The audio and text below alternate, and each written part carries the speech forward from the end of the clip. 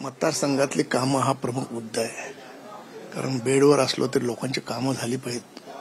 म्हणून मला सन सिटीच्या जनतेने विनंती केली होती की त्यांच्या ते जे सध्या रस्त्याचं काम चालू आहे त्याच्यामध्ये प्रचंड ट्रॅफिक होते आणि एक दिवस कधी कधी 2-2 दिवस त्यांना गॅस मिळत नाही. पार्किंगची समस्या फार मोठी तिथे होती, गार्डनची समस्या फार मोठी होती.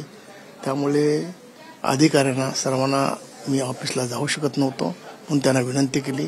ते आज इथे आले, त्यांच्यावर त्यांची बैठक घडवली आणि त्यांनी ज्या लिहून दिलेल्या सर्व समस्या होत्या त्याच्यावर लवकरात लवकर निर्णय घेऊन तोडगा काढण्यात यावा असे त्यांना आम्ही विनंती केली. मला खात्री आहे आपल्या अधिकारी ते काम करतील.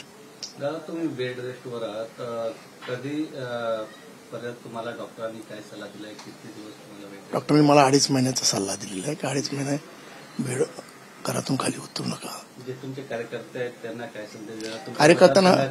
कार्यकर्त्यांना मी हेच सांगितलेलं आहे, प्रत्येकाच्या गल्लोगल्लीत जाऊन ज्या लोकांच्या समस्या असतील त्या सोडवा.